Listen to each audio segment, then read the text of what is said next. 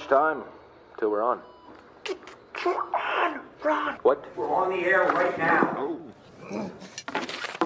Oh. I'm ready. You. What up, what up, what up, what up? Come on. What it do? What's good? What is good? What is good? Is my levels good? My levels good? Are we live? What is up? What is up? What is up?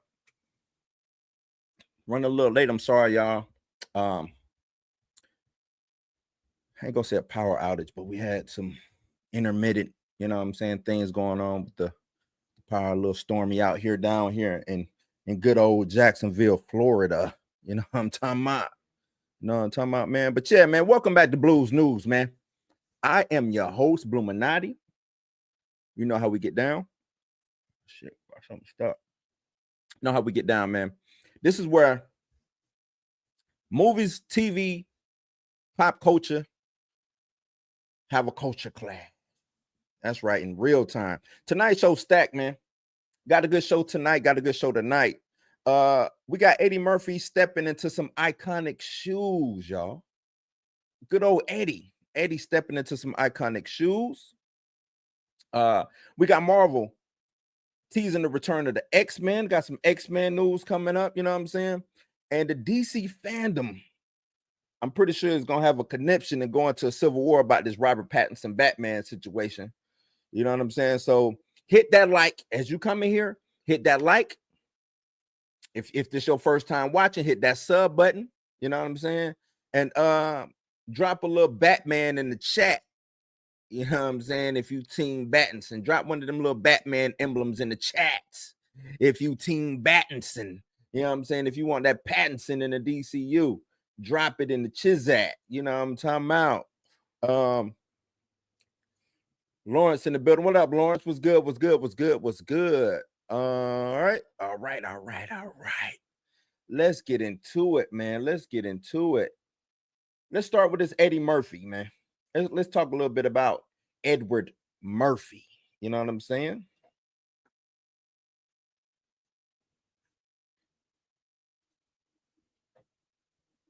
Yeah. Let's talk some Eddie Murphy, man. Eddie Murphy cast as Inspector.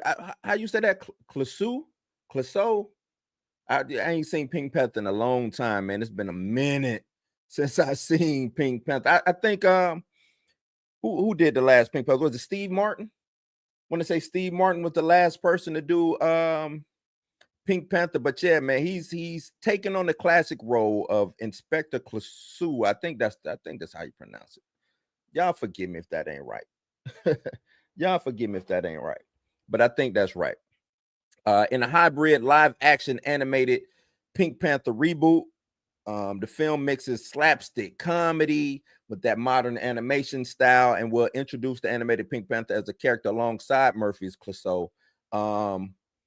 Let's get into the article because you know how we do here, man. You know we got to break these articles down. So let's share this on the screen, man. I need like a producer. I'm solo in this gig, man. I need a producer.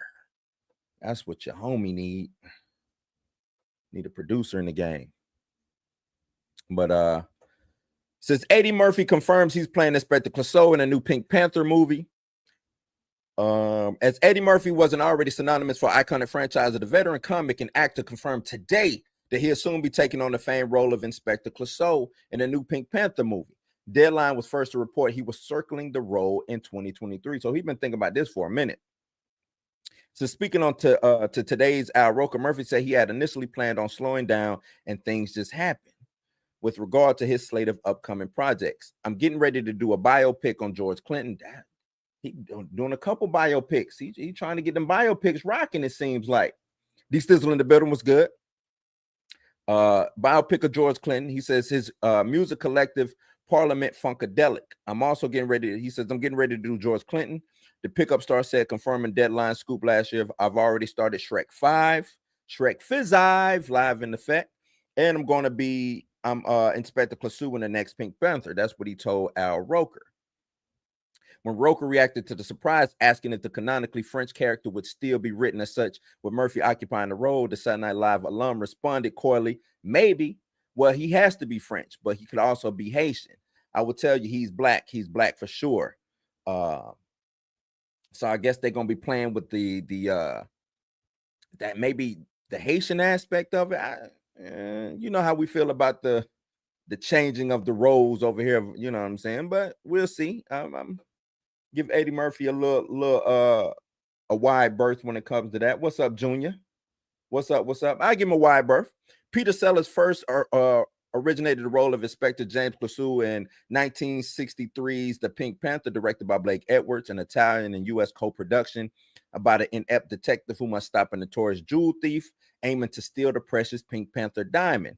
The farcical character is a parody of Agatha Christie's Hercule Poirot and has been portrayed in various sequels by Alan Arkin, Roger Moore, and most recently Steve Martin. That's what I thought. In the 2006 reboot and subsequent the 2009 sequel. Also known simply as the Inspector, the character additionally appeared in various animated series featuring the anthropomorphic Pink Panther. Y'all remember that cartoon back in the day? How many of y'all old enough to remember the Pink Panther cartoon from back in the day? Y'all remember that joint? That's what they talking about, man. So yeah, Eddie Murphy. Eddie Murphy just want. I'm here for it. I'm gonna tell y'all this. I'm here for it.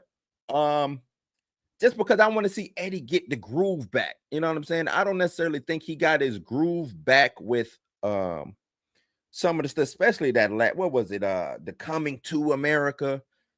Yeah.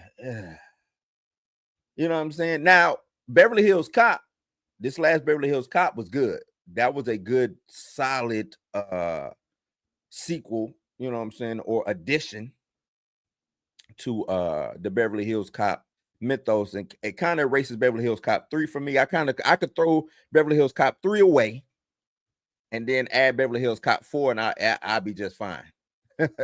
I'll be just fine doing that, if y'all know what I mean, man, because that was not the bee's knees. I tell you that, man. That was not it, man. Edward, that did not work for me. You know what I mean? But what do y'all think about this? Is Eddie Murphy the right fit for Clouseau?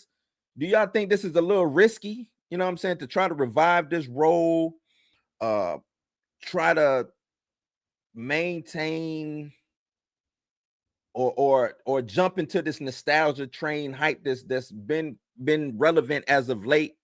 But this role might be tough to modernize, right? Is this role too tough to modernize? Do y'all think he can pull it off?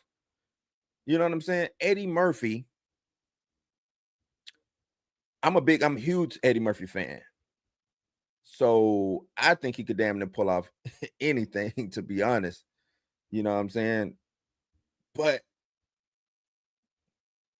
I mean, he pulled off Nutty Professor. Nutty Professor, that's a traditionally white role, and he turned that into his own. Maybe this will be the second coming of that. Maybe this will be the second coming of that. Him taking a role and making it his own. I could see him doing it. I could see him pulling it off. Y'all let me know, man. Y'all let me know what y'all think about Eddie Murphy as the new Pink Panther. Eddie Murphy, I'm with it, man. You know, I am with it. Let's keep this thing moving, though. Let's keep this thing. And as you coming in, ladies and gentlemen, please hit that like. Please give me a thumbs up. Please give me a thumbs up as you come in, so we can, jumpstart the algorithms. Next up, let's talk this X-Men. You know we got to talk MCU. Let's talk about this X-Men situation that we got going on. You know what I'm saying? Let's talk this X-Men situation we got going on. Now, we talk about the Marvel director, Jake Schreier, who recently directed Thunderbolts, right? So he will now be directing X-Men. It's been solidified, it's been certified, it's been told out to the public that he's going to be the new director of the upcoming MCU X-Men. But he was praised for what he did with Thunderbolts, and he has praised the X-Men as MCU's most compelling characters, right? Hinting at big plans for Marvel's upcoming mutant era. You know what I mean? So is he the right guy for the job? I thought he did a good job with Thunderbolts, so I'm not gonna say he's the wrong guy for the job. You know, I can think of other people, but I say give him a shot. Thunderbolts failed because Marvel's brand is horrible, and I think Kevin Feige is not the right person to lead this second or this new thing of MCU into the future. I don't think Kevin Feige is that guy. But we will see. We will see. You know what I'm saying? But this reinforces the rumors that the groundwork is being laid to quietly bring them into phase 5 and 6, right? Which I have no issues, no qualms about. I was saying you got the X-Men, bring the X-Men in from jump. I was saying that as soon as you get the X-Men, bring them in. You know what I mean? I myself thought the X-Men should have been incorporated into the MCU, but they didn't want to go that route. And I think they suffered for that. You know what I'm saying? I think they suffered for that. I thought they should have brought them in a little bit early, but whatever. Let's get into this article. You know, pull that to the stage real quick. Let's get into this article. Says Thunderbolts director Jake Schreier, hope I'm pronouncing that right, calls X-Men inherently interesting and complex material as he preps Marvel's mutant revival. Fresh off the digital release of Thunderbolts, director Jake Schreier talks emotional complexity, mutant metaphors, and why Marvel's X-Men reboot won't be more of the same. That sounds promising to me. Sounds like a good thing. I want them different. You know what I mean? I need different. I don't need the same old thing. I don't need that. The Pantheon the other day was saying, oh, no, you got to start with the original 5. I don't think you have to. I don't think you have to go. All I think you need is a core X-Men that is recognizable, maybe a couple of core X-Men that's recognizable, and you can surround those people with other X-Men. Like they was talking about why are they looking for a Kitty Pryde? Why not look for a Kitty Pryde? Kitty Pryde is a real important part of the X-Men, of this modern X-Men. You know what I'm saying? Real important part.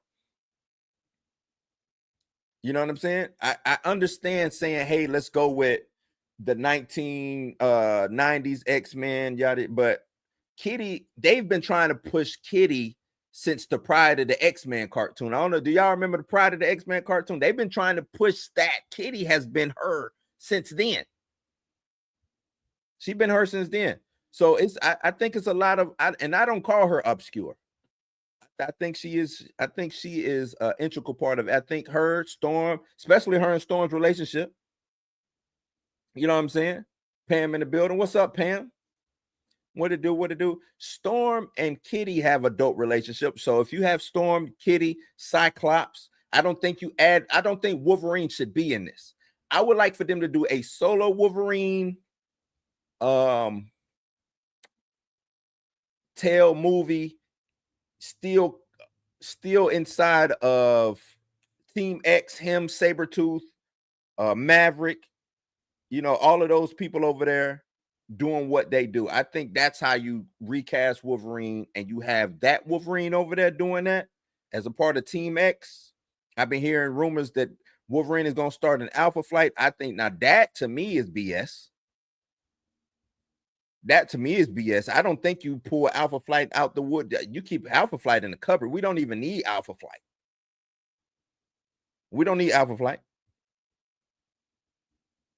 But let's get back to this article. Let me blow this up a little bit because I know y'all can't see that. I can barely see it. My eyes is pretty decent. Blow this up a little bit. Here we go. Says filmmaker Jake Schreier's ascent has been quiet, deliberate, and now increasingly impossible to ignore. A director whose long move between intimacy and scale, Schreier's first made a name for himself in the indie space with Robot and Frank, and the quietly affecting wire adaptation of Paper Towns. But it has It was his work with Netflix's Beef, directing the early tone-setting episodes of Lee Seung-jun's Rage Fuel character study that introduced Schreier to a broader audience and revealed a director with a striking command of emotional dissonance, tension, and character complexity. That work earned him a Primetime Emmy nomination for Outstanding Director, and more importantly, seemed to crystallize the through line of his career and interest in people on the verge. The preoccupation carries over to Marvel Studios. Thunderbolts which hit digital platforms this week after theatrical, modest, but narratively bound run. Far from a route team-up flick, Thunderbolts leans into internal damage and post-traumatic drift, a film about the shame, regret, and guilt its anti-heroes must overcome in order to find their true potential. I want to ask y'all a question, chat. Are X-Men considered heroes or anti-heroes because of the racial, ethnic background, the xeno, you know what I'm saying, the xenophobic background that they pursue? Are they heroes? Lauren says heroes. They're heroes, right? Okay. Just wondering. Its lineup: Florence Pugh's Yelena, Sebastian Stan's Bucky, Wyatt Russell's U.S. Agent, among others, is a collection of broken operatives walking contradictions, more united by emotional residue. Schreier directs the material with steady hand and anchoring spectacle and mood, and finding space for a character in the genre that often bulldozes nuance. And Marvel clearly took notice. Speaking just days ago about the future of the mutants in the MCU, studio head Kevin Feige confirmed what had long been rumored: Schreier's X-Men will be younger, more emotionally grounded take on the franchise. Like I said, I'm with that. I think that's good. Jake's going to make a youth-focused reboot. They may be reflected in mutant castings, and it'll definitely be felt in the tone and perspective of the film. In other words, this isn't your Gen X X-Men, and you should adjust your castings expectations. I wonder what they mean. Adjust your casting. I wonder. Shoot, I got my castings is adjusted. Like, I'm here for whatever y'all bring. I'm ready for something new and fresh with the X-Men. You know what I'm saying? I'm here for something new and fresh. And yet, for all its psychological texture, the Thunderbolts may be a prelude to Schreier's most high-wire assignment yet, Marvel's X-Men reboot. Long rumored and much anticipated, the project is still cloaked in secrecy, but Schreier's involvement is genuine and based on our conversation about Thunderbolts and its digital release, already quietly in motion. Without going into too much, really almost any detail, Schreier said, laughing, conscious of Marvel's ever-watchful eyes. What I can say is it's inherently interesting and complex material. My thing is, with the X-Men, it has to be inherently interesting and complex because that's what the X-Men are. They're inherently complex because of the different characters, the different backgrounds who are coming together for one common goal of mutantdom, right? You know what I'm saying? Of pushing the mutant agenda forward. So they can let everybody know, hey, we just like y'all. Like, yeah, we was born with powers, but we don't want to, we want to be looked at as different, but we want y'all to know that we're not here to be different. Like, just recognize us and respect us for who we are. So it's complex. Being a mutant is complex. You know what I'm saying? And the juxtaposed against the backdrop of being a Black American in America, I think a lot of Black Americans should look into the X-Men and see commonality in it. You know what I'm saying? Because there is a lot of commonality in it. The word complex resurfaces often in Schreier's framing of the X-Men, and not without reason. He seems drawn less to the iconography than to the metaphorically interpersonal underpinnings of the property. Since their creation in the 1960s, the X-Men has served as a potent metaphor for marginalization, mutants as stand-ins for the persecuted, the misunderstood, and the othered, whether read through the lens of civil rights, queer identity, or generational alienation. The stories have always reflected societal anxiety about difference and acceptance. In that sense, the franchise doesn't just invite emotional and political complexity, it demands it. And that's the truth. Like, the X-Men speak to a lot of people.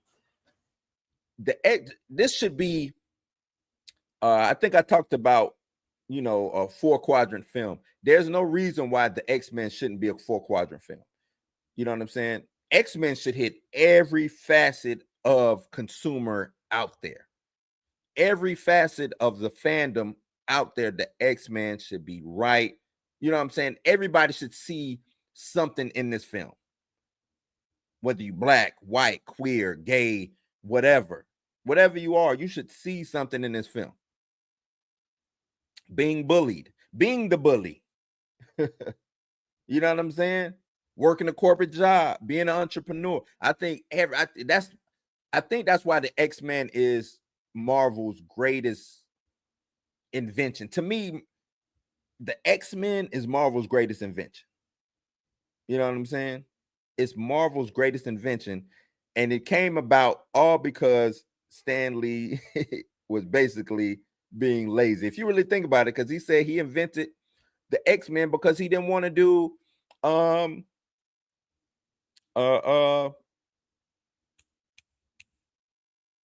origin stories, right? He didn't want to do origin stories no more. He said, you know what? They were born that way. They was born that way. Cool being. He didn't want to do an origin story no more. I think he kind of lucked up and it just fell into his lap being lazy. And now it turned out to be one of Marvel's greatest inventions.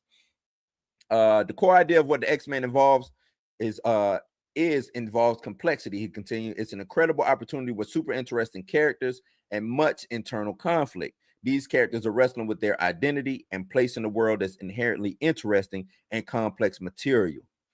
And you know what's dope too? Like, we got the Civil War with the Avengers. I wonder if they'll do a schism with the X-Men. If they do a schism, what if they do schism early with X-Men? Ooh. See, they can cook. They can really cook. They really don't even need nobody else. If Marvel, whoever's coming in after Kevin Feige, if they wanted to say everybody else, I'm cool. I'm going to just work on X-Men universe. That's all we need.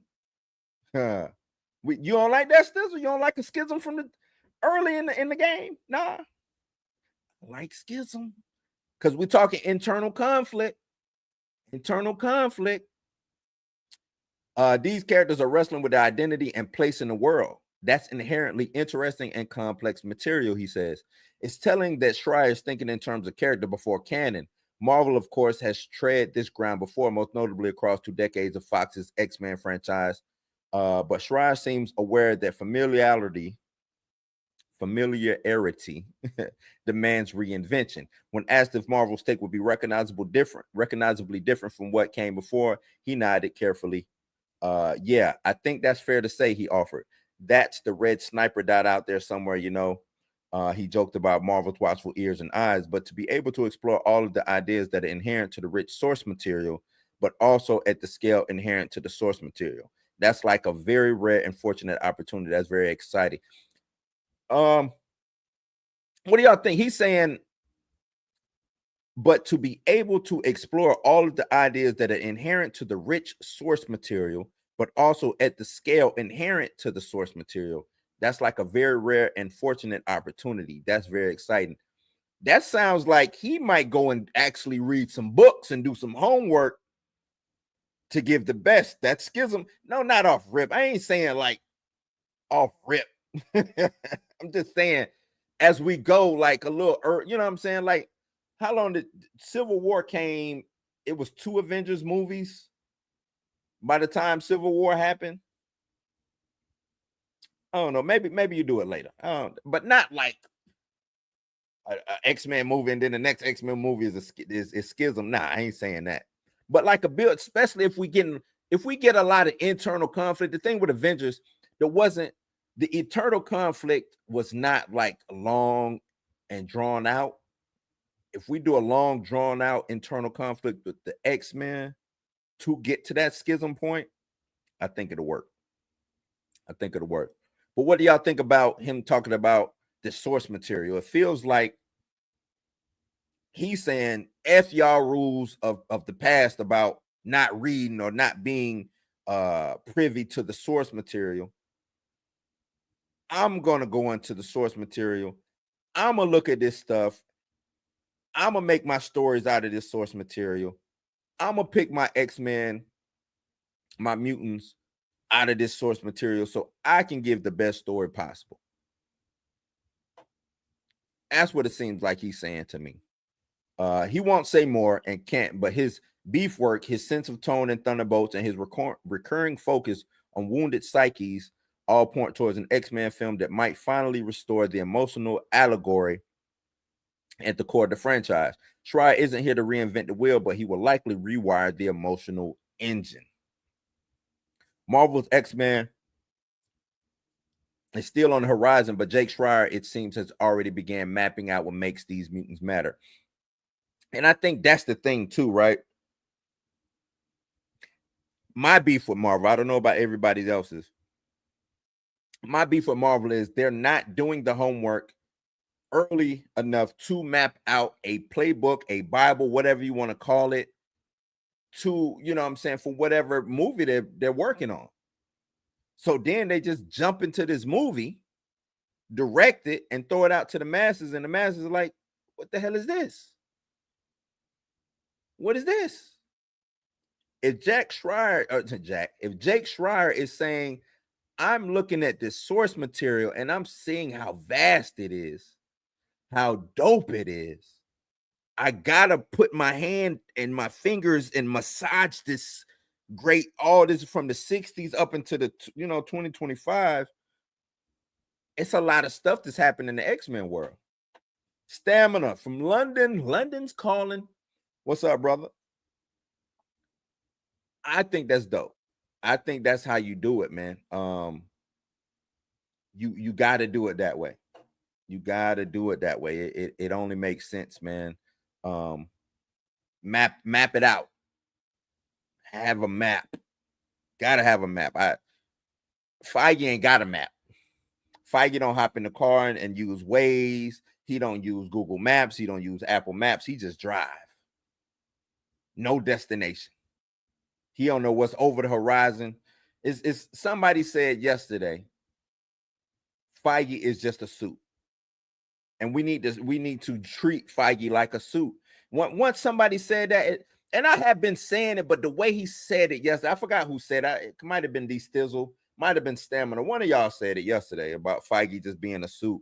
It really made me think, like, yeah, Feige is a suit, and we need to treat him as such, right? Because he's not a creative. Yeah, that was Stizzle. He's not a creative.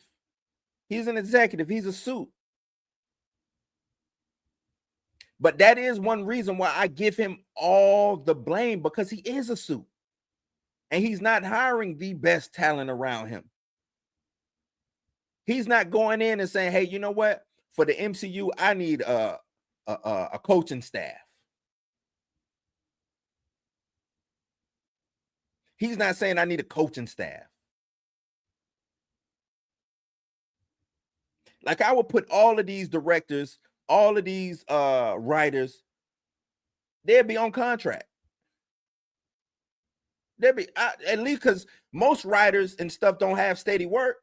I changed the game. I'm hiring y'all for 5 years. Y'all got a 5-year contract over here. Just like I keep talking about sports teams when it comes to, and maybe you can't handle it like a sports team, but I would damn sure try. Y'all come over here. I got y'all for 5 years. Here's this set amount of money. Director, I got you for this amount of, you know what I'm saying? Let me get my coach. At least if I can't get the directors, at least let me get my front office right. At least let me get a decent GM.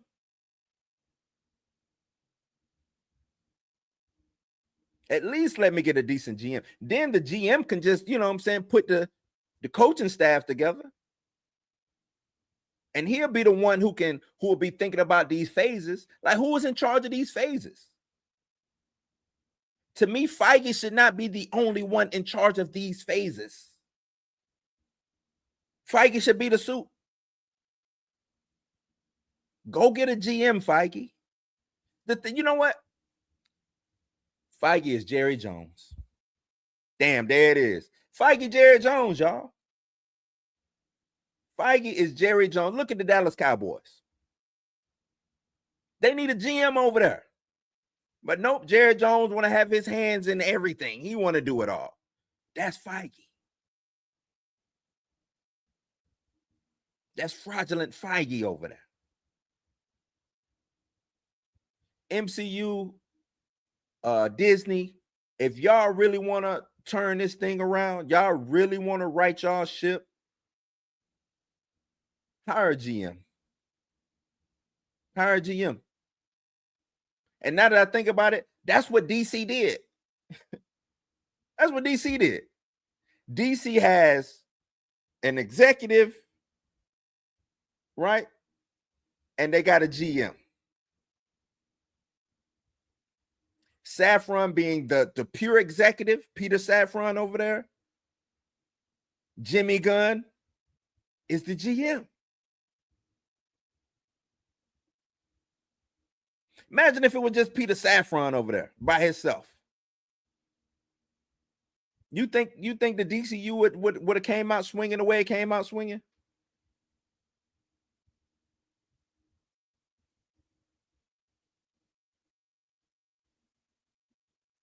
You think that'd be as promising as it is over there if it was just Peter Safran heading up the DCU?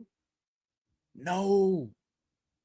They said, let's get Jimmy Gunn as the GM. Now you got a creative who can quarterback the whole or run the whole thing. Who can sit down with the other coaches and put a plan together for a run at the title, for a run at the Super Bowl. Kevin Feige is Jerry Jones, who fumbling and bumbling, trying to put things together because he's not the football brain.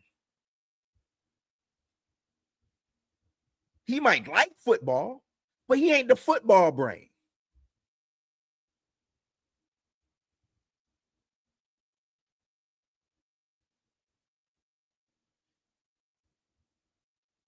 Lawrence, I don't think he was ever hands-on. That's the thing. We give Kevin Feige this, like, oh, he was the man. No, Kevin Feige was not hands-on. At least I don't think so. I think he just had he had a good front office when it first started. I don't know if it was because he put the team together or what, but he had a good front office. He had a good, I think he had a decent GM with Joss Whedon over there and Favreau. I think they was doing, you know what I'm saying? He had creatives over there who knew source material and knew what to do. Once they left, see, that's a lot of people don't like to look at that. Once Jimmy Gunn left, once Joss Whedon left, Russo's dipped out. That's when it went downhill. That's when it went downhill.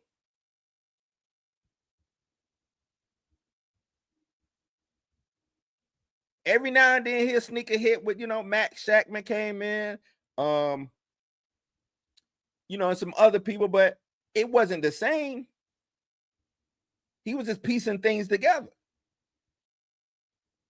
He quit chasing, Ryan Coogler. I give Ryan Coogler a little bit of props. I don't necessarily think his representation of the Black Panther is the best, but it did numbers. It put numbers on the board. It did, so I can't say that. But once all of those creatives left, nah. That's why I call him fraudulent Feige, because nah. Nope. I can't give him that. I give him putting the team together. But we see what happens when he's at the helm by himself. He gets complacent. Steve, they probably was on his behind. They was on his ass. Hey, Feige, this is how it needs to be done. Hey, Feige, this is how it needs to be done. Once they left and the other team came in, whoever the other team is, he just let them run. He just let them run. And we all know, oh, well, that was Bob Chapek's idea. I ain't giving that to Bob Chapek. Not fully. Bob Chapek say doing like that. Bob Chapek is so many levels. I don't know how many levels removed, but he's a couple of levels removed from what they're doing over there at the MCU. Yes, he's the big boss, but he has other things to worry about besides Marvel.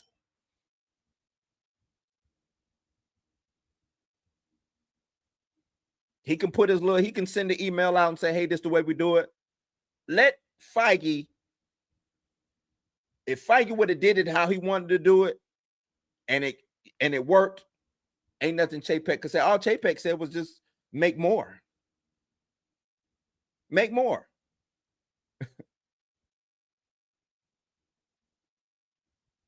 That's all Chapek said, hey, make more, because I want to make this money. I got to get this streaming service off the ground, so make more. That didn't mean make bad shit. That meant just make more. And just quantity can mean the quality can go down. True.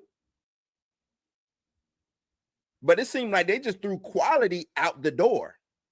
And I think that was Feige. That's a Feige decision. That ain't have nothing to do with Chapek. That was a Feige decision.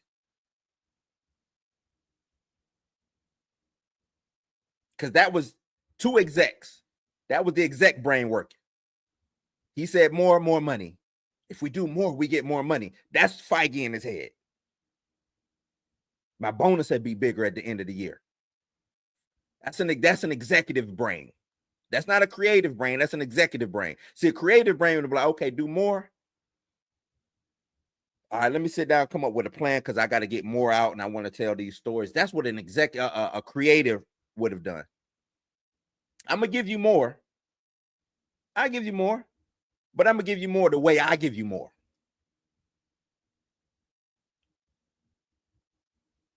Because I can make you something good and make money. And if the money come in, I guarantee you ain't going to be on my behind about making more. That's a creator. But Jerry Jones in it. Jerry Jones in it, man. Jerry Jones in it. But we'll see.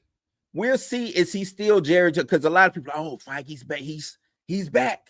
I don't know. Just because, I don't know. Fantastic Four was decent. I ain't gonna say that they back. It was decent. It's solid. But I ain't gonna sit here and say they back. For them to be back, they got it. For me, it's just me, because y'all know I'm hard. I'm hard on fight, especially Feige. They got to show me how they're gonna do Doomsday and I'm about to say Endgame, Doomsday and Secret Wars. If they can wrap that up, then maybe so. Then maybe so.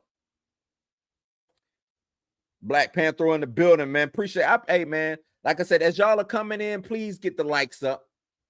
Please, as y'all are coming in, get the likes up, man.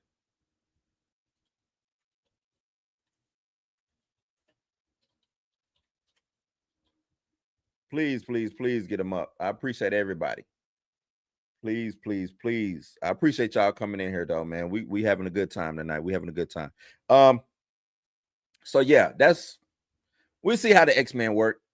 Hopefully, Jake Schreier will be the coach of the X-Men and work it and storyboard everything, come up with a Bible, how they want to make the X-Men flow out throughout the MCU.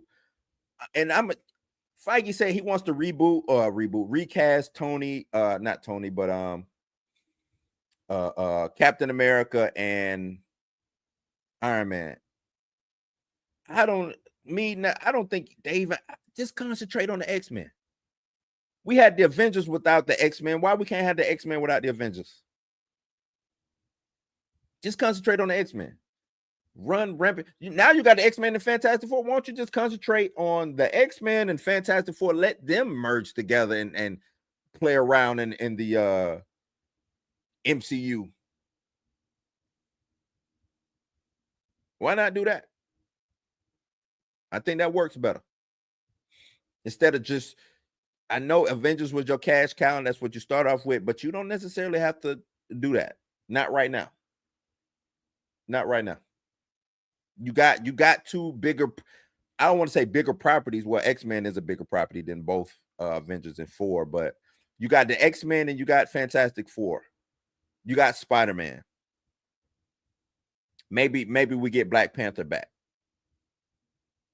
But you got some real things that you can really work with instead of just trying to go to that Avengers well. That's why I don't like the RDJ situation, because you keep trying to dip your foot in this Avengers well. I don't think it's gonna work out for you because you ended it so perfectly. That's the thing about it. You ended the Avengers story so perfect. Now you're trying to revisit that, and it's like, why? You ended it perfect. You ended it perfect. Ended it perfect. Just silly to me, man. Real silly to me, But which mutant should lead for y'all in the chat? Which mutant should lead the MCU's X-Men? Who do y'all think? Storm, Cyclops, someone totally completely new? Who do y'all think should lead? I think you do Storm, Cyclops. You have them two, and they are butting heads from the jump. I think you do something like that. Not Colossus. You want to see Colossus lead? And I don't mean butting heads like they can't stand each other, but just two forces of nature on the same team. You know what I'm saying? With the leadership skills that they both have.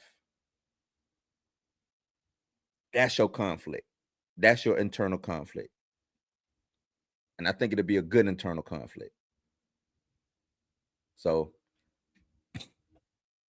y'all let me know in the comments down below, man. Y'all let me know in the comments down below. Let's get into this last Buck is in the building. Let's get into this last topic. Get into this last topic of the night. The Batman.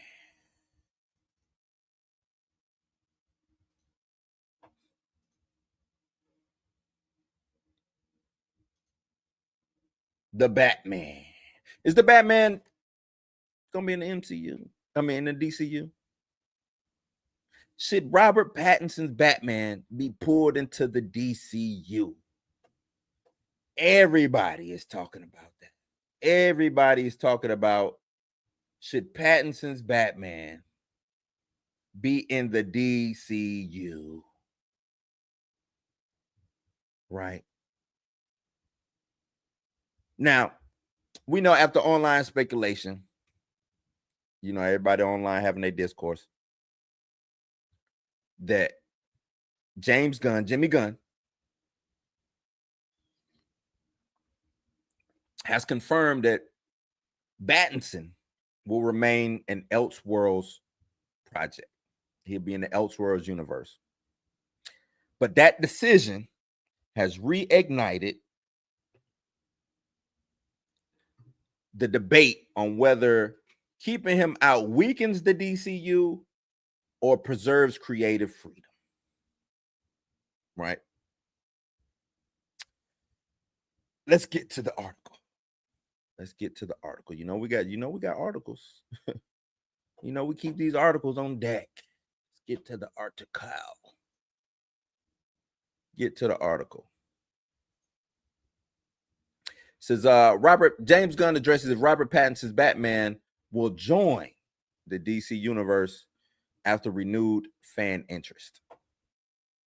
James Gunn shares an update on whether Robert Pattinson's Batman will be Integrated into the DC universe, as DC Studios works on a new movie for Batman set in Gunn's DCU timeline, Matt Reeves' The Batman universe is also ongoing and set under the separate Elseworlds banner. Pattinson will reprise the role in the Batman 2, which will begin filming at the end of 2025. However, some DC audience members have made it clear that they want to see Pattinson's take on the Dark Knight join the DCU rather than exist outside of it. Me, myself, I don't want to see him come. I say, get me a new Batman. I know the perfect Batman. The dude from what's that? 1823. A Yellowstone story. I can't think of his name right now, but he played the brother who was in the military. That dude, either him or Alan Ritchson, one of them two, to me, could pull it off. While Gunn is committed on casting Batman for the DCU with a separate actor, many are still holding out hope for Pattinson's Bruce Wayne to join DC Studios' main continuity. In a new interview with Entertainment Tonight, Gunn was asked if there had been any consideration toward bringing Pattinson's Batman into the DCU alongside David Cornsweet's Superman. However, Gunn made it clear that this is not the direction they are going for DC's Batman, as he shared the following. What did he say? He said, "I've said it before. We've talked about it before, so it's not what's happening right now. Everything's in flux, so we'll figure out what we're doing next." What does James Gunn's comments mean? And as understandable as it is that fans want to see Pattinson's Batman cross paths with the DCU heroes, Gunn and DC Studios are actively working on The Brave and the Bold, which will depict the Caped Crusader when he's further along in his journey as a crime fighter. Since the DCU will have a Bat family, Pattinson's Batman wouldn't fit at all for all of this, for all of his vision, since Pattinson's Batman is still relatively young and early in his crusade. It would also be a huge disservice to have the DCU bring him into only to do a forced time jump where he would be able to not work in this context. As Gunn made clear in his latest comments, things are still in development for DCU's Batman, thus keeping Pattinson's out of this franchise. I'll take on James Gunn, Robert Pattinson's comments. Says, after hearing Gunn address the DCU Batman situation once again, this will ideally be the last time he has to comment on it, especially since the Batman 2 is already moving forward later this fall. Given the premise of The Brave and the Bold, fans are going to have the best of both worlds. While Pattinson's younger Batman gets to continue growing into the DC legend, the DCU will get to explore a more established take on the hero at the same time. Hopefully, as the Brave and the Bold script continues to be worked on, more DCU updates will emerge about the new Batman and his future in Gunn's universe. As coming from Entertainment Tonight. All right, now let's really break down and get to the nitty gritty one time. Let's really break it down and get to the nitty gritty, man. Let's debate this thing. Point one. Pattinson's is grounded. It's a noir, you know what I'm saying? It's like a noir Batman. It's like a old school detective noir Batman, you know what I'm saying? And it doesn't fit, you know what I'm saying? It doesn't fit the tone. I think it's better suited by itself. I don't know why everybody keep asking that question. You know what I'm saying? To me, it just does not fit. It just don't fit. Just don't see it fitting, man. Why is everybody so trying to push that Batman into James? Y'all see James Gunn's work. Y'all see James Gunn's work. Y'all see Jimmy's work. And y'all see Matt Reeves' work. This goes back to what I was just talking about with Kevin Feige. Matt Reeves is his own quarterback or coach. Right? Let Matt Reeves coach his game. Let Matt Reeves coach his game. He got that over there.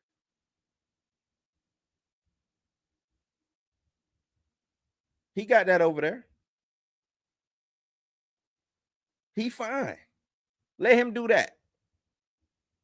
Let him do that. I wasn't the biggest fan of the Batman anyway, but it worked, right? It worked. It was cool. I didn't necessarily like that universe. I thought Pattinson didn't do a bad job, but to me, he didn't do a good job.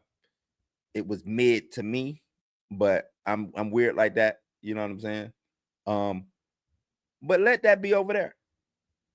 Because the thing is, you're gonna get the Batman 2, and that's gonna be it. That's gonna be it, the end of Matt Reeves' run for the Batman. I'm gonna just tell y'all that right here, right now. Y'all heard it here first. Y'all heard it here first.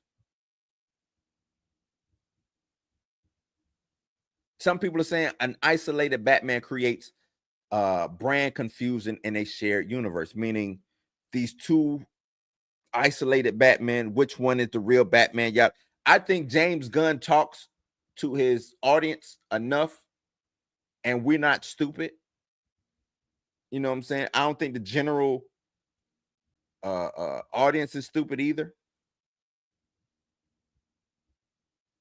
But I get it. I get that convo or having that convo, like two Batmans. But look at what's going on at Marvel right now.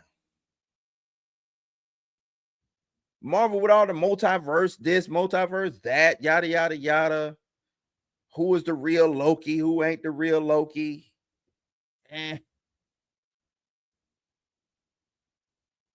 We just had a different Mr. Fantastic and Multiverse of Madness. Now we got Pedro Pascal's Mr. Fantastic. Nobody blinked the eye.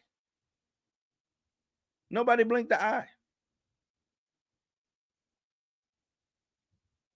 Yeah.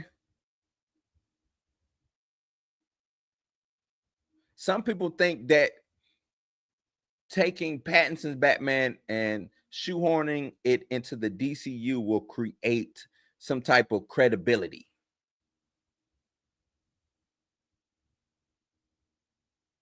Some people think if you take Pattinson, move him over to Jimmy Gunn's world, now you got instant credibility.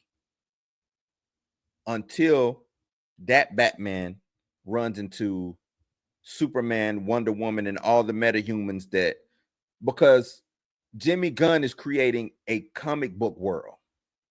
Matt Reeves is creating a Batman world. Kind of the same way that the Dark Knight trilogy was for Christopher Nolan. Imagine somebody like, what's a cartoony character, comic booky character? Let me see. Just any, imagine Killer Croc in Chris Nolan's world. That don't work. You know, Killer Croc don't work in Chris Nolan's world.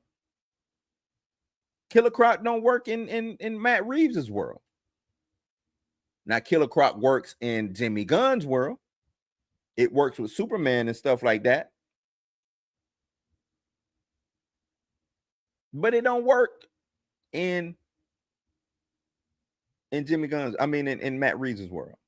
That Batman needs to sit his tail right over there and do the stuff that he does over there. Simple. Simple.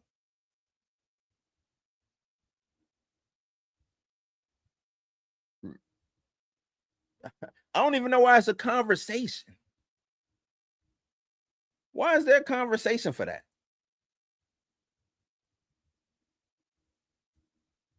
No need for no conversation with that.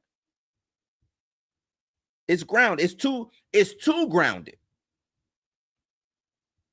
It's too grounded to work over there.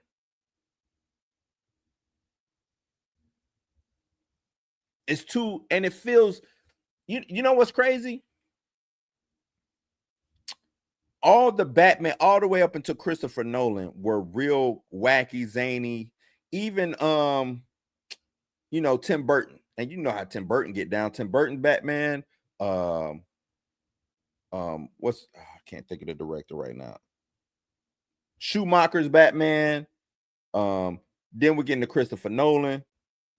That's when it got like, real grounded, real serious tone.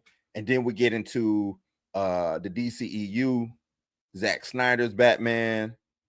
Zack Snyder's Batman was, I think, some, metahumans and stuff like that, I think would fit into Zack Snyder's Batman a little better than Matt Reeves's world, right? That's why now Snyder Bros, if y'all out there, if y'all listening, y'all need to give up y'all crusade, and this is what y'all crusade should be. Who can we snatch out of the DCEU to come over to the DCU? Because some of, the Snyderverse characters could work. I think the bridge is burnt between the Black Adam situation, but Black Adam to me would be a perfect example of working in Jimmy Gunn's world. Blue Beetle should come over. I think Blue Beetle is coming over. I would like to see Hawkman come over. Right? I would like to see Hawkman come over. I think that's dope. Even Dr. Fate. I think who else could come over? I think that's it. Some actors. I've been hearing rumors. Just some rumors. Henry Cavill might get a new role. Henry Cavill could get a new role over here at the DCU. What role? I don't know.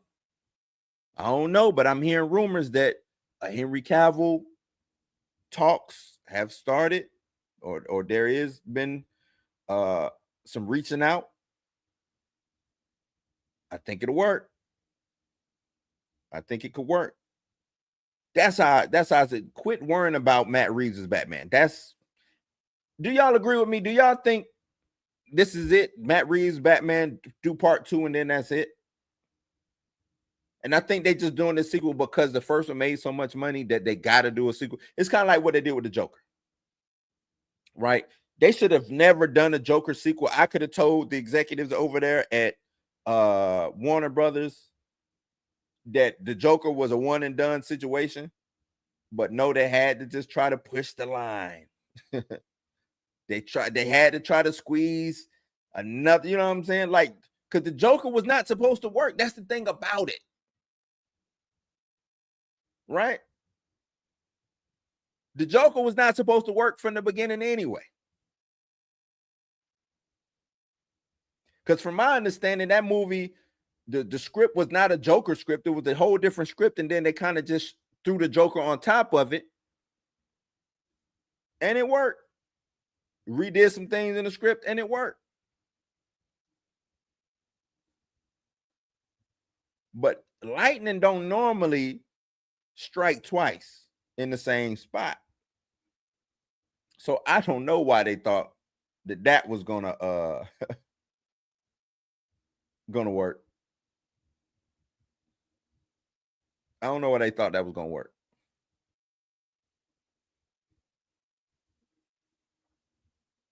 Didn't make sense to me. These are, these executives, boy, it'd be the simplest stuff that they just trip and fumble. It'd be the simplest. It make it seem like, and I'm armchair executive quarterbacking right now, but it make it seem like I can go into Warner Brothers and run Warner Brothers. It make it seem like I can go into them offices, make a couple of decisions that will really put Warner Brothers up.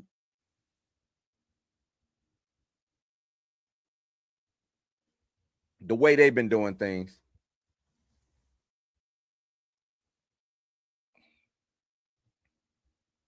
Just simple stuff. Who sat there in the board meeting and said, yeah, man, we gotta do a part 2 to the Joker. The last one hit $1 billion. We got to do a part. Like, no, do y'all know why it hit $1 billion? That's a one and done.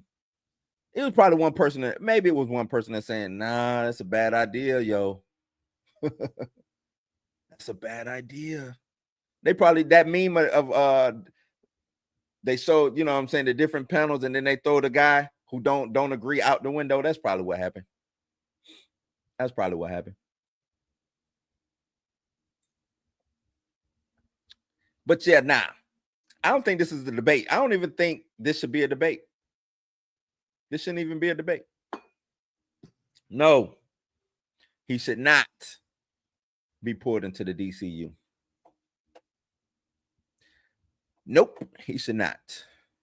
All right. So let's get into the chat, man. Let's see what the chat talking about. Let's highlight the chat. Let's bring everybody who came up in here today. Lawrence was up in here. D. Stills was up in here, or is up in here. I'm sorry. Junior up in here. Who else? Who else? Stamina MC up in here. You know, let's see what y'all talk about. D. Stills said, "Yep, Jerry's got to do everything himself." Yeah. Yeah. Everything himself. But Feige shouldn't have to do that. Delegation. I've been in leadership positions. Delegation makes things a hell of a lot easier. Stamina says, man's behind the wheel strictly for the roar of the engine and the wind in his hair. Well, you get the right. Driving with no GPS destination, not just none, just whipping it. Just whipping it, man. Just whipping it. Stamina said, what about other people in Marvel being promoted to his equal? So it's got to be decided by vote committee that he can have or clear veto over what does or doesn't happen, better or not. People being promoted to his equal, like a committee, like a board. Not necessarily. Like he can run. I don't mind him running the show, right? Like you can have the final say. It's cool to have the final say. I'm cool with Feige having the final say. What I'm saying is get some people in there who knows better than you, because I don't think Feige knows Marvel comics the way he should know Marvel comics. I don't think he knows the history, the story of these characters the way I think he should know the history and story of these characters, the canon, the reason why certain storylines work and why they don't work. I just don't think he knows. I think the people who were surrounding him prior to the downward trend of Marvel, I think they knew. And he just had, you know, like you said, the veto power, final say, things of that nature. All he got to do is get a GM. It ain't got to be multiple people. Get a GM. That GM hires, you know, goes, gets the directors or goes against the creatives. Feige has the final, you know what I'm saying? Omni, cool. And we move it on, right? Don't need to have a vote or a committee, just a GM. Just somebody you're my dedicated creator. You know the comics, and you work in Hollywood. That's another thing too. Get somebody who's worked as highly in an executive role who is a creator. Jimmy Gunn is a creator who's done his own films and produced and things of that nature. Go and get somebody who's a hybrid of that. That's it. That is it. It ain't hard. It ain't hard. So he used to micromanage the hell out of them, except for James Gunn and bigger people. Yeah, you saying he used to micromanage? No, I know he from my understanding, the playground, you had to stay in the playground and work within the playground. I do understand that, right? I do remember hearing that you had to work within the playground, you know, and I'm fine with that. I ain't got no issues with working within the playground. But my thing is, let your creators work in the playground. Let them work. He faked it, man. I think that we like to credit and attribute the success to Feige And I think he does. He should get credit. He was there. He's the head guy in charge. So he gets it. But he had some soldiers down there working.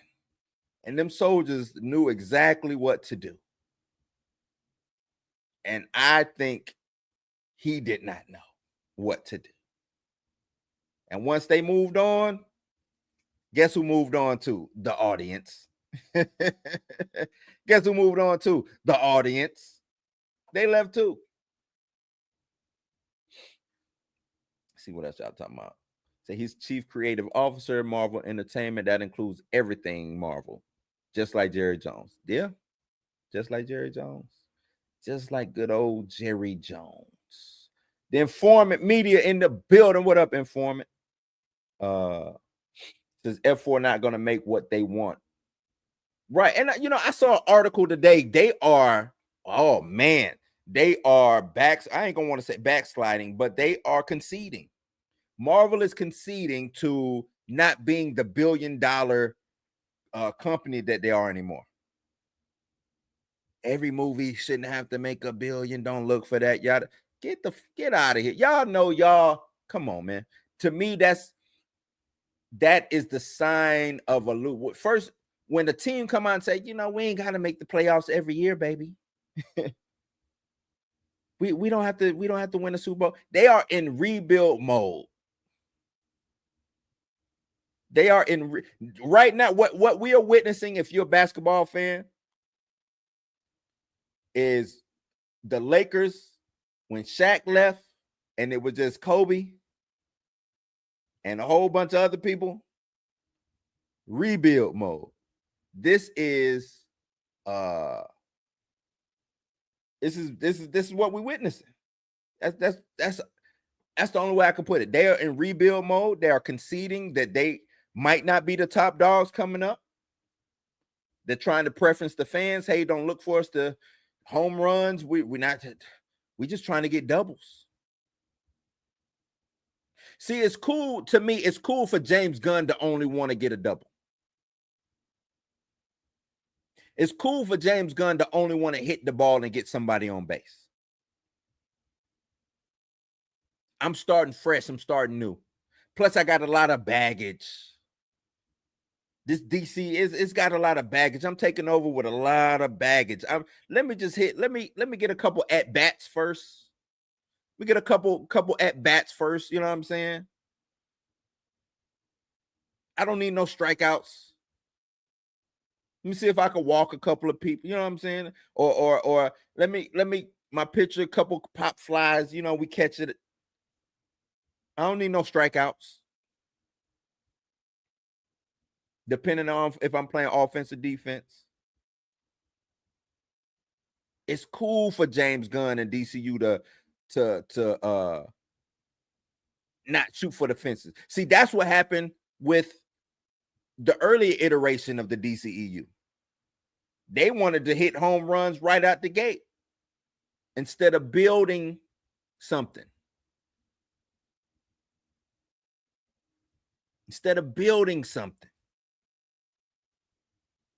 They in Marvel over there in rebuild mode. And I think them giving off that energy is going to trickle into all of these other projects. Being in rebuild mode, that energy, I don't think that's going to make Doomsday and Secret Wars good.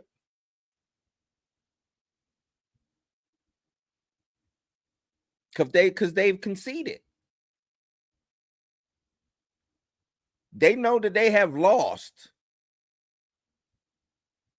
They know that what we had ain't working, and we got to figure something out. And who knows how long it's going to take. They haven't, you know what I'm saying? They haven't hit the draft. They haven't drafted well. Or let me say they haven't used their draft picks well. Let me say that. They haven't used their draft picks well.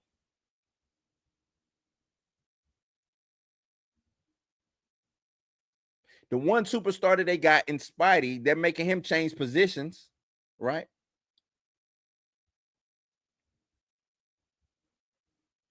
He was on the wing scoring. Now they're gonna move him to the point position. I believe. Spidey's now gonna be grounded. They're moving him to the point position. We need him to just facilitate until we can make something happen. We don't need Spidey to make something happen. We just need him to facilitate, just to float us for a minute until we figure out what's going on.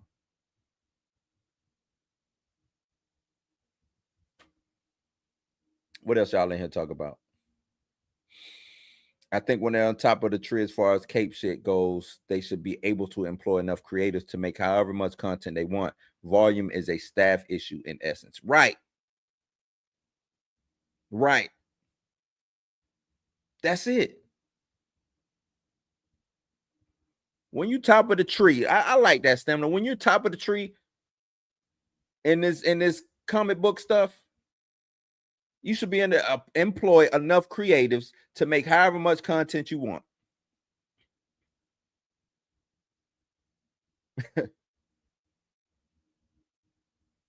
You was on top. You should be able to go and get the brand new creative coming up to help. It's creators all over the world ready to go. Dwayne, what up? What up? What up? Facts. It's all facts, man. All facts.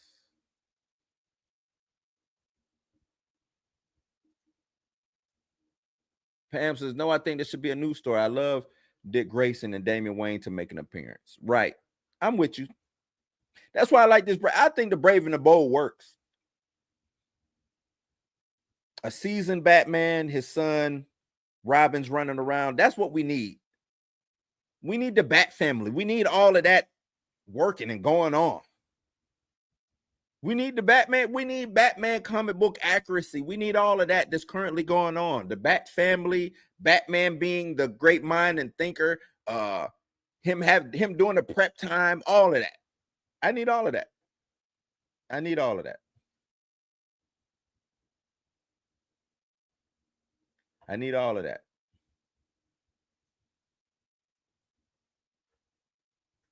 Oh, y'all talking within y'allself. That's him, Brandon. Yeah, Brandon Skellenor. That's the guy that I'm thinking. And Alan Rich. Those two right there probably duking it out somewhere right now. Both of them be solid. I think both of them be solid. But you think Alan Richardson be a solid Batman, but a terrible Bruce Wayne? I'm not mad at that. I'm not mad at that. Say too damn big. I give you that. Okay, I see what you're saying. He's too big. Okay, got it. That makes sense. That actually makes sense. I get you on that. Too damn big. That makes sense. I wasn't, you know what, Stan? I wasn't even thinking about it that way. You just, damn, now I gotta throw him. I gotta get him. I gotta get rid of him now. Damn, that makes sense. You can't be Batman and then go be Bruce Wayne and Jack. Like, we know you. That's you. Oh, you right. Got it.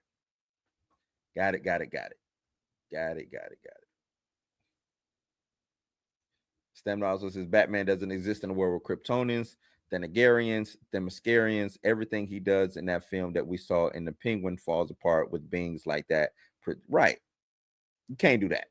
Leave it be. Let sleeping dogs lie, man. Let sleeping dogs lie. Lawrence, I wouldn't be surprised if he does just the second one and that's it, or outright cancel. Yeah, I think we get the second Batman, and I think that's it. I just don't see because y'all are talking about confusion, right? The execs have because the only reason now you talking about making an executive decision, I think the Batman 2 is an executive decision, not by Jimmy Gunn. I think that's an executive decision by Zaslav and those in in upper management. I think that's the only reason why that is still a priority and a push. I think Jimmy Gunn would have X that as soon as he could. And I think the reason why the delay in the Batman 2, I think, is because James Gunn was trying to get that squashed. I really believe he was trying to get that squashed because he kind of been flippy. You know what I'm saying? I don't, he did an interview earlier in the year and they asked him about the Batman 2, and he was like, what about it? That ain't mine. You know what I'm saying? Like, that ain't nothing I'm doing. So why should I basically care about the Batman 2? But I think he had a nice little talking to by Zaslavs and those executives up there in the real C-suite. And they said, nah, we going forward with the Batman 2, and you need to get on board. And whatever Matt Reeves needs to make that happen, you need to help him make that happen. That's what I believe. That's what I believe. But I'm just, OG Big Blue over here doing a YouTube show.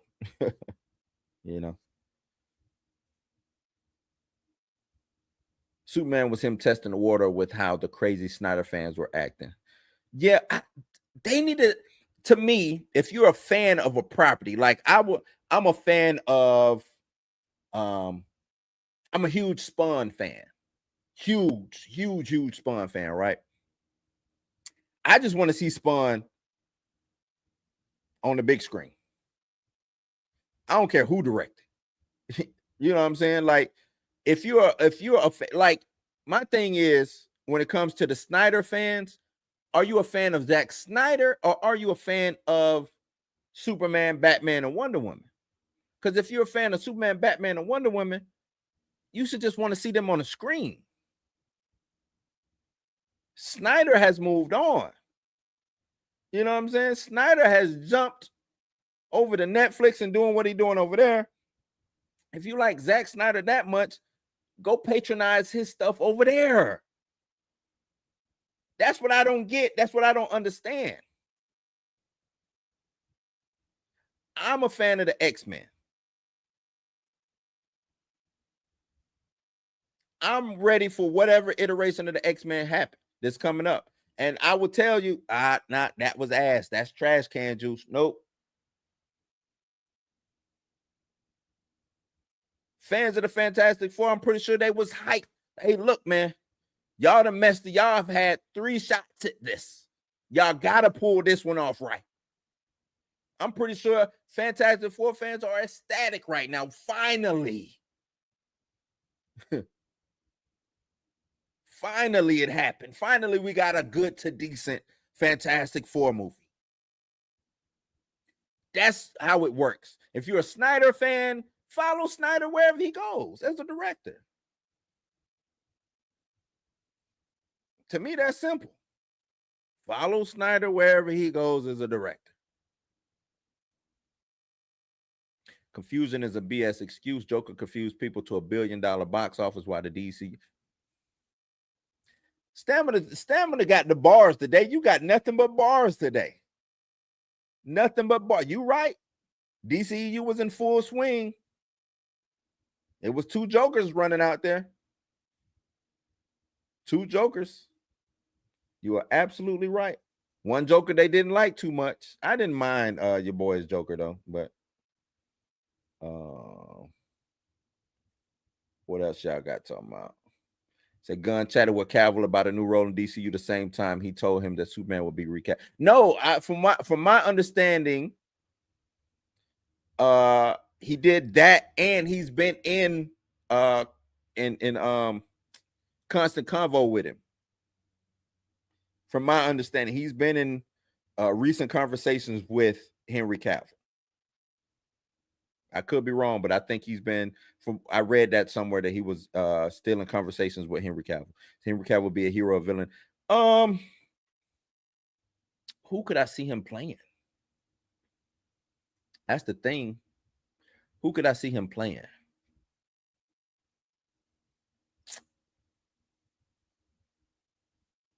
You know, D Stizzle, I got something for you, D Stizzle. Jimmy Gunn has Wildcats. Jimmy Gunn has Wildcats. We see him talking about the Authority. He also has Wildcats.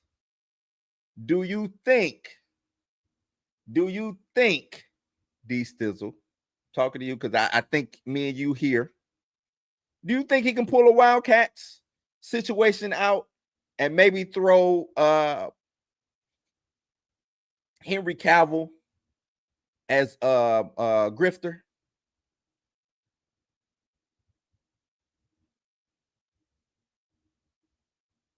What if damn Jimmy Gunn got some heat. If he can do a wild, because the recent Wildcats comic that came out, was it last year or whatever, the recent run, that was a decent run, decent story.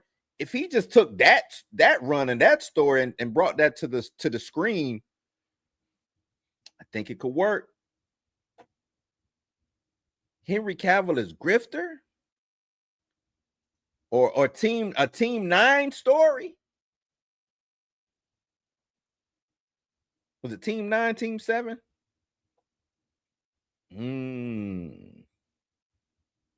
I'm just thinking, I forgot, because Jim Lee brought that whole Wildstorm situation over to DC. That would be crazy. Ty in the building. What up, Ty? That would be crazy, y'all.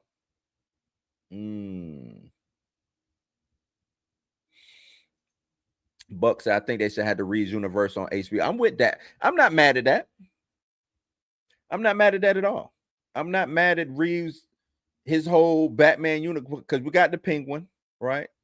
Do Batman to leave that as is, and then just concentrate on like the Penguin, maybe a Catwoman situation over there. I ain't mad at that. Not mad at that at all.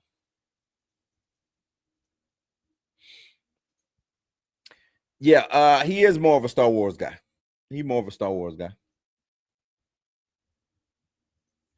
Yeah, I know it ain't that many people in Hollywood. I know, but still.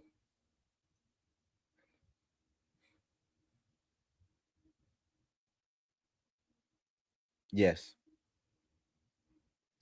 you are 1000% correct. He hired a bunch of directors who don't like or read comics, but guess what? He don't like or read comics, and I think that's what the issue is. That's what his issue is. He need those people. He went and let Nate Moore get in his head about, we don't, or maybe Feige told Nate Moore that that's the mandate here at Marvel Studios. Right? Who knows? Nate Moore could have just been regurgitating what Feige told him. He hired a bunch of directors who don't like or read comics.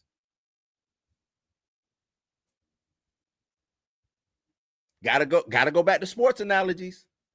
I hire a bunch of coaches who don't like or have never played the sport that they're coaching. Imagine doing that. Imagine an NFL GM hiring coaches that have never played football, watch football, don't know nothing, Madden, none of that. Nah, you hired, big dog. Well, what have you coached? Oh, I was tennis. I coached a little tennis. It's a tennis coach. Golf. The little golf. Like, what? Why would I hire you if you not even what? Nah, man. Nope. Directors not knowing comics can be okay so long as the writers and other creators really do put the comic heads together and have the director make it all cinematic. And that's, I want to say yes and no. Yes and no. I feel what you're saying. Yeah, you can have a director without it, but I need a familiar. I need you to be familiar with it, right? Chloe Zhao having no familiarity with comic books whatsoever. That's what you get. And I'm not here to say that Eternals was good or bad, but that's what you get. Because ultimately, let's say a comic book writer writes the script. That director not knowing is going, because the director chops the scripts up, circles red, all types of stuff. They don't have to abide by the script. They just want to get the best shot, right? So now I can't necessarily agree with you on that stamina. I see where you're coming from, but nah, they need some type of. I want a director that likes the X-Men. Oh, I grew up, even if it ain't just nothing but watching the cartoon. They don't have to be super comic book nerd, but hey, I grew up watching the Spider-Man cartoon. I grew up watching the X-Men cartoon. I grew up watching Batman animated series, Justice League, things of that nature. So you at least know how it goes. So you at least know what, be a little bit familiar with stuff.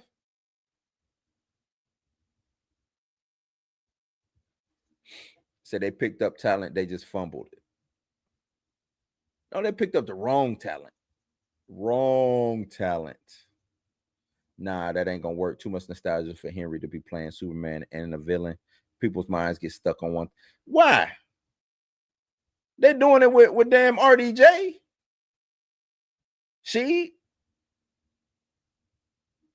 If Marvel can go nostalgia bait us with RDJ, then they can Jimmy Gunn could damn show nostalgia bait us with Henry Cavill playing a villain.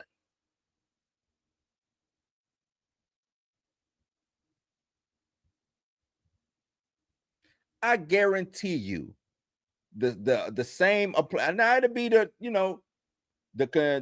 I was confused. They didn't get me with it, but a lot of people is fine with RDJ playing Doom.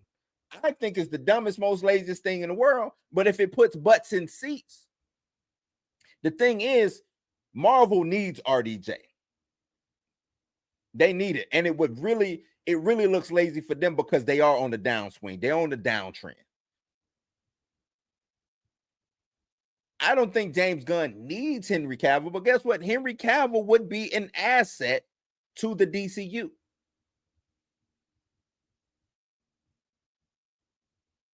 I think he would be an asset to the DCU. And if he was playing a villain, but I think him playing, if they brought in Wildstorm, which they talked about the Authority. The Authority is a Wildstorm property. If they're using Wildstorm and they do Wildcats, I think he'll make a perfect grifter. Think he'll make a perfect grifter.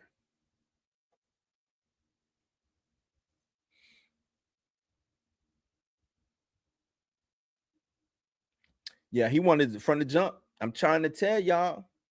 He wanted his own Batman from the jump. He got his vision. Y'all still want Matt Reeves as Batman? I'm pretty sure he was up in them offices why they out here talking about Batman 2? Why y'all still got them? I'm pretty sure he was up in them offices like, nah, man, we don't need a Batman 2. I got this. I guarantee you. Guarantee. There's so much of a Snyder fan, but don't support his other right. Say it to him, Junior. Y'all don't support his other projects, but y'all Snyder fans. You know what I mean? Yeah, Stamina been killing it. He been killing it. He could play Orion. I'm not mad at him playing Orion. I for sure thought when that he was gonna be well, I don't know what I want to call that man, Omega Man, Ultra Man. I thought he was gonna be Ultra. I thought once that mask came off and it was gonna be the big reveal that it was Henry Cavill, I was looking for. I was like, oh snap! Ah, that ain't Henry Cavill. I was looking for that moment. I was looking for that moment. What's good, Ty? What is good? Said all depends on how he writes Henry Cavill into that part where it fits, suitable for Cavill. Enter. Yeah, I mean it all depends. Everything depends on the best spot for Henry Cavill. It all depends. I'm right there with you. It all depends. Said Chloe Zhao co-wrote Eternals. If she was only behind the camera, it would have been different. Like in comics means they'll be enthusiastic about it, not that they'll be competent at reinterpret.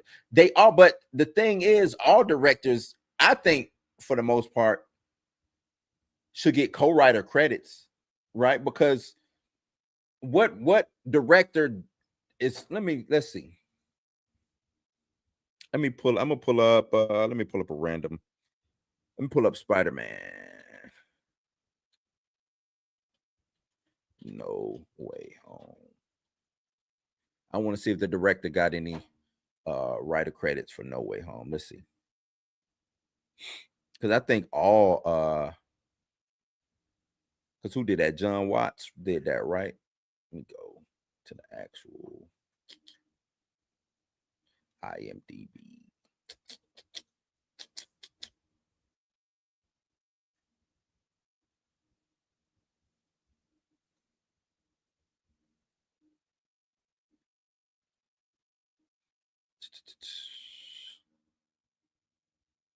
Nah, they didn't give him no writer credits. I think because all from the directors who I've worked with, and from what I understand, they go and they get those scripts and they make them their own so they can direct.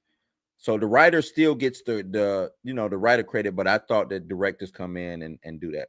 I could be mistaken. But I hear you. She said Blue. Most people don't want to see RDJ as Doom. That shit ain't gonna work. I'm one of those people. I don't want to see RDJ as Doom. I'm just saying, if Marvel can do it, James Gunn could. Because the thing is, I think the payoff would be better for James Gunn because people want to see Henry Cavill. I think people were done with RDJ because his arc ran its course. We done. We cool on Iron Man. Y'all killed him. Perfect death. Henry Cavill, I think most fans feel like he got the short end of the stick. We had the Rock situation, him coming back for Black Adam, all of that. They were dangling the carrot in front of him. What can DC do to make it right for Henry Cavill? I think it works.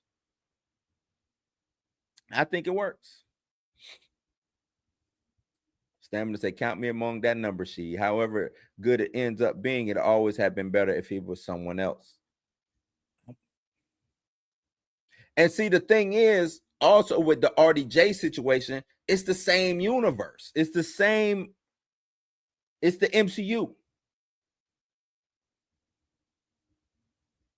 the MCU. So it's like, wait a minute. Why is he now him?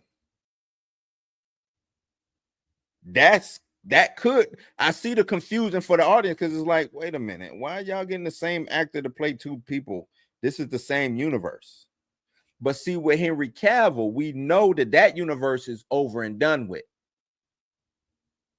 They recasted Superman because we got a whole new universe that's being ran by James Gunn. They know that. And the people who are looking, even with Superman, the people was like, oh, we got a different Superman. And I'm pretty sure they came and talked to you. You being somebody who knows what's going on. The casuals will come and ask questions. Hey, what's going on? I ain't blah, blah, blah. And then you can tell them. And they're, oh, that makes sense. But it don't make sense with RDJ. You see what I'm saying? Don't make sense. Okay. But yeah, man, that's my time. Man. I'm gonna have to do like Dre and get a wrap it up button. Wrap it up, B. I'm gonna have to do like Dre and get a wrap it up button. Don't forget to like share if you came in here, please give me the thumbs up, man. Let's push it. Let's push this as far as it can go. Please like. Share this thing if you can. You know what I'm saying? And like I said, let me get on up out of here. You ain't got to go home, but you got to get the hell up out of here. Y'all take it easy, be safe, and I will see y'all tomorrow. Peace.